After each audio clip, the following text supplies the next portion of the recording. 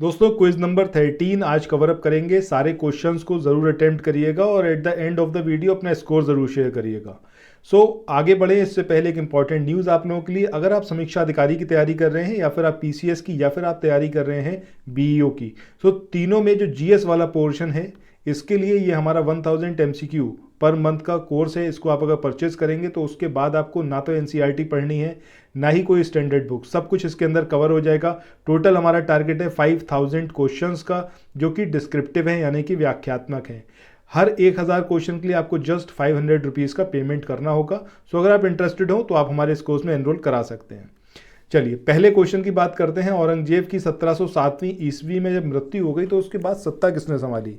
Option है बहादुर शाह प्रथम, जहांदार शाह, मोहम्मद शाह और अकबर द्वितीय। तो सही आंसर यहां पर क्या आएगा आपका? ऑप्शन ए यानी कि बहादुर शाह प्रथम।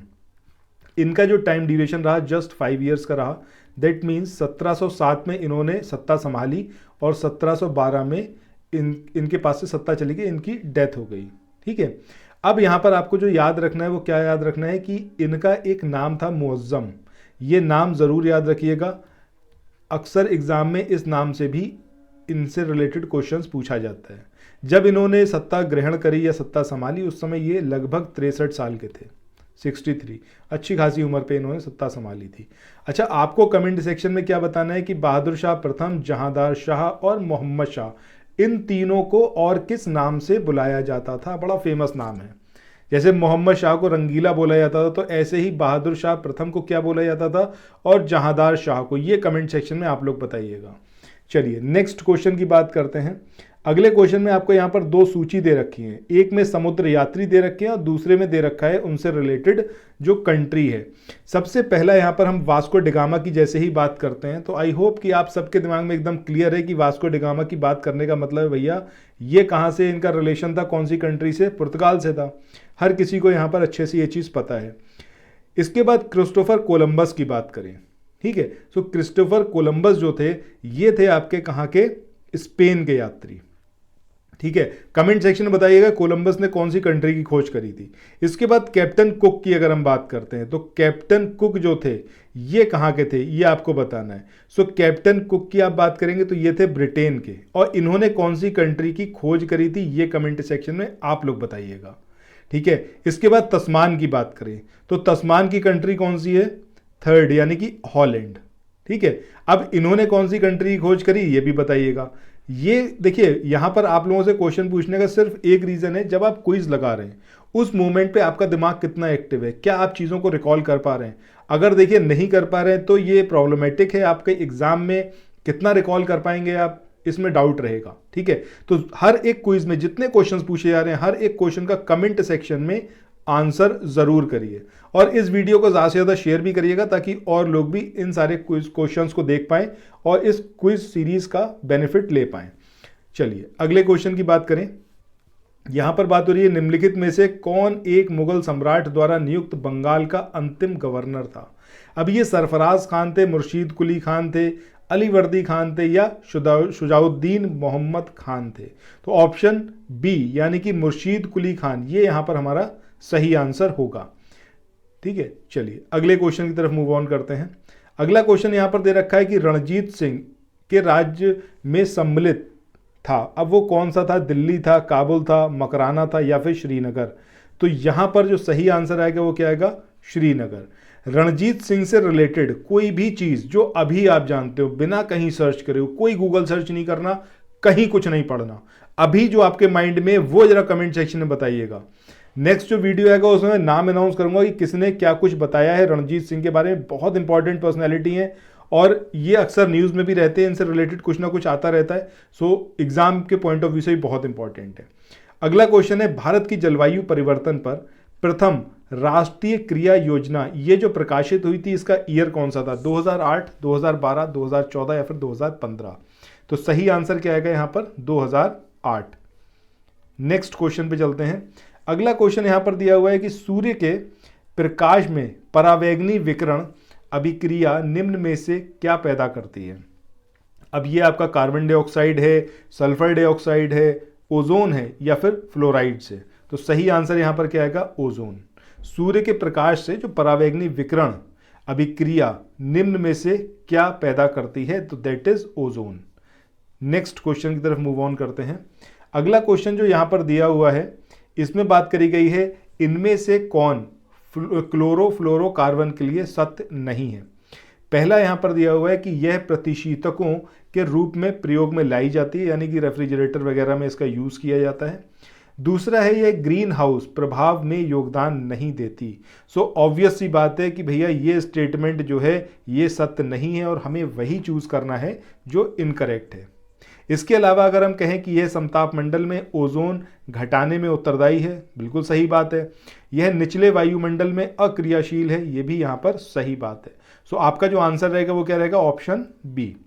नेक्स्ट क्वेश्चन की तरफ चलते हैं। अगला क्वेश्चन यहाँ पर है, इसमें आपसे पूछा गया है कि निम्नलिखित पदार्थों में से कौन से ओजोन रिक्तिकारक हैं।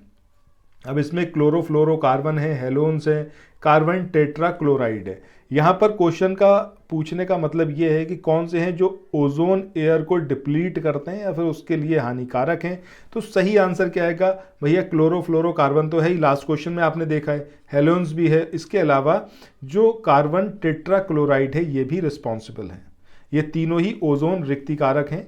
ठीक है, तो यहाँ पर जो हमारा सही आंसर आएगा वो क्या आएगा? ऑप्शन डी, यानी कि 1, 2 एंड 3। अच्छा, मॉन्ट्रियल प्रोटोकॉल, इसके बारे में आप क्या जानते हैं? मॉन्ट्रियल प्रोटोकॉल, ये ज़रा आप लोग कमेंट सेक्शन में बताइएगा, इसके बारे में आप क्या जानते हैं, किससे रिलेटेड था, कौन से ईयर में ये आया, ये सारी चीज़ें आप लोग कमेंट सेक्शन में बताइएगा। नेक्स्ट क्वेश्चन की बात करते हैं। यहाँ पर दिया हुआ है भारत की आत्मनिर्भरता या फिर भारत की आत्मनिर्भर समाज व्यवस्था का वर्णन करते हुए किसने कहा कि भारत की ग्राम व्यवस्था छोटे छोटे गणतंत्र हैं? ये चार्ल्स मेटकॉफ ने कहा, बर्क ने कहा, मिल ने कहा या फिर कनिर्घम ने कहा। तो सही आंसर यहाँ पर क्या आएगा? ऑप्शन ए, यानी कि चार्ल्स मेटकॉफ। इन्होंने 1830 यानी कि 1830 में ये चीज़ कही थी कि भारत की जो समाज व्यवस्था है, फिर हम कहें भारत की जो ग्राम व्यवस्था है वो छोटे छोटे गणतंत्र हैं। ये किसने कहा? चार्ल्स मेटकॉफ ने। नेक्स्ट क्वेश्चन की बात करते हैं। यहाँ पर बात करी जा रही है भारतीय संविधान का भाग 16 यानी कि पार्ट 16, जिसमें आर्टिकल 330 से लेकर 342 तक है, ये किससे रिलेटेड है? ये प्रशासनिक अधिकरणों से रिलेटेड है, अखिल भारतीय सेवाओं से रिलेटेड है, वित्त आयोग से है, लोकसभा में अनुसूचित जाति जनजाति के आरक्षण और एंग्लो इंडियंस के जो समुदाय है उसको उसके प्रतिनिधित्व या फिर उसके रिप्रेजेंटेशन से रिलेटेड है। तो सही आंसर हमारा क्या आएगा? Option D. अब कमेंट सेक्शन में आप लोगों के लिए क्वेश्चंस कि ये जो तीन चीज़ें हैं, यानी कि प्रशासनिक अधिकरण, एडमिनिस्ट्रेटिव ट्राइब्यूनल, फाइनेंस कमीशन और यूपीएससी या फिर अखिल भारतीय सेवा, इनसे रिलेटेड जो पार्ट हैं ये किस किस पार्ट में है कॉन्स्टिट्यूशन के, ये आप लोग कमेंट सेक्शन में बताइएगा। इफ़ इन केस आप बता सकते हो कि इनसे रिलेटेड आर्टिकल्स कौन कौन से हैं तो बहुत ही बढ़िया चीज़ है। ठीक है, इससे देखिए आपको पता चलेगा आप कहाँ पर स्टैंड कर रहे हैं, कितना कुछ आप तुरंत रिकॉल कर सकते हैं। नेक्स्ट क्वेश्चन यहाँ पर दिया हुआ है, संयुक्त राष्ट्र संघ ये आरंभ कब हुआ था? 1944, 1945, 46 या फिर 47? आई होप आप सबको बहुत अच्छे से पता होगा, 1945 जून, अप्रैल से जून 1945 ये हम कहें तो। ठीक है, तो फाइनली 26 जून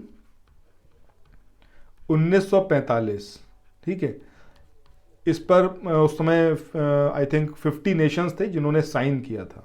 सो ये चीज़ आपको यहाँ पर याद रखनी है। चलिए नेक्स्ट क्वेश्चन पे चलते हैं। अच्छा, ये तो साइन करने वाली बात हो गई कि प्रभावी, कभी आपसे पूछ ले कि ये प्रभावी कब हुआ तो 24 अक्टूबर 1950 याद रखिएगा। नेक्स्ट क्वेश्चन की बात करें, पीपल्स वॉर ग्रुप ये नाम का जो आतंकवादी संगठन है ये कौन से स्टेट से इसका रिलेशन है? त्रिपुरा का ये आतंकवादी संगठन है, असम का है, नागालैंड या फिर आंध्र प्रदेश? तो सही आंसर क्या आएगा इसका? Andhra Pradesh, peoples war group. इसकी स्थापना हुई थी 1980 में। ठीक है, अब ये आपको खाली इतना सा ही याद रखना है इसके बारे में कि ये आंध्र प्रदेश से रिलेटेड है, आंध्र प्रदेश में ये आतंकवादी ग्रुप जो है सक्रिय है। नेक्स्ट क्वेश्चन की बात करते हैं। अगला क्वेश्चन जो आपकी स्क्रीन पर है इसमें बात करी गई है सरदार सरोवर परियोजना, इससे लाभान्वित होने वाले जो राज्य हैं ये कौन कौन से हैं? गुजरात है, ये तो आप बहुत अच्छे समझ गए होंगे। तो जैसे ही आप गुजरात देख रहे हैं तो भैया ये चारों ही ऑप्शंस के अंदर दिया हुआ है। इसके बाद नेक्स्ट महाराष्ट्र भी है। अब महाराष्ट्र कहेंगे तो महाराष्ट्र भी चारों में दिया हुआ है। इसके बाद मध्य प्रदेश की बात करें तो मध्य प्रदेश भी है। तो जैसे ही आप मध्य प्रदेश देखेंगे तो यहाँ पर इन चारों ऑप्शन में दिया हुआ है। तो सिर्फ राजस्थान है जो कि हर एक ऑप्शन में नहीं दिया है। सो यहीं से आपको इसको आइडेंटिफाई करना होगा। ऑप्शन ए जो है वो यहाँ पर आपका सही आंसर होगा। नेक्स्ट क्वेश्चन पे चलते हैं। अगला क्वेश्चन यहाँ पर दे रखा है, भाखड़ा नागल एक संयुक्त परियोजना है। अब ये कौन कौन से स्टेट की एक संयुक्त परियोजना है? तो सही आंसर क्या होगा? हरियाणा, पंजाब, राजस्थान, हरियाणा, पंजाब, दिल्ली, हिमाचल प्रदेश, हरियाणा, पंजाब या फिर पंजाब, दिल्ली और राजस्थान। तो सही आंसर क्या आएगा आपका? ऑप्शन ए, यानी कि हरियाणा, पंजाब और राजस्थान। ये जो भाखड़ा नागल परियोजना है ये कौन सी रिवर पर है? ये ज़रा कमेंट सेक्शन में आप लोग बताइएगा। नेक्स्ट क्वेश्चन पे मूव ऑन करते हैं। अगला क्वेश्चन यहाँ पर दिया हुआ है जिसमें बात करी गई है आपसे कि निम्नांकित में से कौन भारत का सबसे पुराना जल शक्ति उत्पादन केंद्र है? अब ये मयूराक्षी है, मचकुंड है, पल्लीवासर है या फिर शिव समुद्रम है? तो सही आंसर यहाँ पर क्या आएगा आपका? ऑप्शन डी, यानी कि शिव समुद्रम। ये सबसे पुराना जल शक्ति उत्पादन केंद्र है, यानी कि हाइड्रो पावर प्रोडक्शन सेंटर है ये। अगले क्वेश्चन की बात करें, यहाँ पे हीराकुंड बांध के बारे में दिया हुआ है। कौन सी नदी पर इसको बनाया गया है? अब ये शिवनाथ है, नर्मदा है, सोन है या फिर महानदी? तो सही आंसर क्या आएगा आपका? महानदी। अच्छा, जब बात चली है महानदी की, तो महानदी का जो सोर्स है यानी कि जो इसका ओरिजिनेशन है ये कहाँ से होता है? ये कमेंट सेक्शन में बताइएगा। और कोई 3 जो इसकी सहायक नदियाँ हैं ये ज़रूर कमेंट सेक्शन में बताइएगा। ठीक है, देखिए यहाँ पर आपसे ज़्यादा से ज़्यादा क्वेश्चन पूछने का रीज़न यही है कि आप अपने दिमाग पर जोर डालें और चीज़ों को खंगालने की कोशिश करें कितना कुछ आपको याद है। और क्वेश्चन की बात करें, ये आपका साइंस से रिलेटेड है कि निम्नलिखित में से कौन सी इलेक्ट्रॉनिक समरूपण धातु तत्वों के लिए होती है? यानी कि जो मेटल्स हैं उसके लिए इलेक्ट्रॉनिक कन्फिग्रेशन क्या होता है?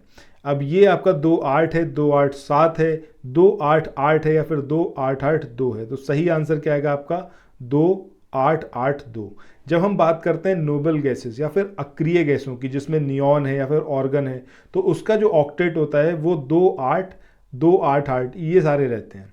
ठीक है, जब हम बात करेंगे क्लोरीन की, तो क्लोरीन का जो एटॉमिक नंबर होता है वो कितना होता है? 7। जब इसको हम लिखते हैं तो 2-8-7 आएगा। आई थिंक जितने भी ये साइंसाइड वाले हैं वो सब इस बात को समझ गए होंगे कि मैं ऑक्टेट की बात कर रहा हूँ, किसकी बात कर रहा हूँ। ठीक है, बट यहाँ पर जो नहीं है वो खाली इतना समझें कि जो धातु तत्व हैं उसके लिए जो इलेक्ट्रॉनिक जो समरूपण होगा वो कितना होगा? 2-8-8-2। इसके बाद नेक्स्ट क्वेश्चन की बात करें, यहाँ पर अगला क्वेश्चन जो आपकी स्क्रीन पर है इसमें बात करी गई है कि निम्नलिखित में से कौन सी मिश्र धातु नहीं है? अब ये स्टील है, पीतल है, ब्रॉन्ज है या फिर तांबा है? सो यहाँ पर सही आंसर क्या आएगा आपका? तांबा।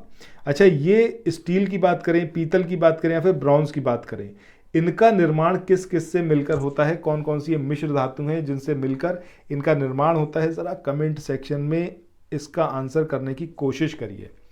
और ना अगर समझ में आए तो थोड़ा सा सर्च करिएगा गूगल पे, then you will get the answer. और उससे होगा ये आपको सर्च करने की थोड़ी हैबिट पड़ेगी और आप चीज़ों को समझ पाएंगे अच्छे से। नेक्स्ट क्वेश्चन है, निम्नलिखित तत्वों में से कौन सर्वाधिक यौगिक निर्माण करता है? अब ये हाइड्रोजन है, कार्बन है, नाइट्रोजन है या फिर ऑक्सीजन? तो सही आंसर क्या आएगा आपका? कार्बन। ठीक है, चलिए नेक्स्ट क्वेश्चन की तरफ मूव ऑन करते हैं। अगला क्वेश्चन, और ये आज के हमारे वीडियो का लास्ट क्वेश्चन है कि निम्न तत्वों में से किस में न्यूट्रॉन नहीं होता है? ऑक्सीजन, नाइट्रोजन, हाइड्रोजन या फिर तांबा, या फिर उपर्युक्त में से कोई नहीं? तो सही आंसर क्या आएगा आपका? हाइड्रोजन। ठीक है, हाइड्रोजन का जो एटॉमिक नंबर होता है या फिर परमाणु क्रमांक होता है वो कितना होता है? 1। जब हमने बात करी है एटॉमिक नंबर की, तो एटॉमिक नंबर का मतलब क्या हो गया? ये जो परमाणु का केंद्र होता है फिर नाभिक होता है जिसके चारों तरफ इलेक्ट्रॉन घूमते रहते हैं। ठीक है, अब इसके अंदर 2 चीज़ें होती हैं, एक होता है प्रोटॉन और एक होता है न्यूट्रॉन। जब हम हाइड्रोजन की बात करें तो इसके अंदर सिर्फ और सिर्फ क्या होगा आपका? प्रोटॉन होगा, न्यूट्रॉन अवेलेबल नहीं होगा, इसकी संख्या होगी 0 और इसीलिए इसका जो एटॉमिक नंबर है वो कितना है? 1। ठीक है, सो इस तरीके से ये आज का हमारा वीडियो था। आपको कैसा लगा कमेंट सेक्शन में बताइएगा। अगर आपको पसंद आया है तो चैनल को ज़रूर सब्सक्राइब करें, इस वाले वीडियो को ज़्यादा से ज़्यादा शेयर करिएगा। कमेंट सेक्शन में जो भी आपकी राय हो इस वीडियो के बारे में ज़रूर शेयर करिएगा। लाइक का बटन प्रेस करना बिल्कुल मत भूलिएगा। सो फिर मिलते हैं अब नेक्स्ट वीडियो में। Till then thank you so much, have a nice day, bye bye.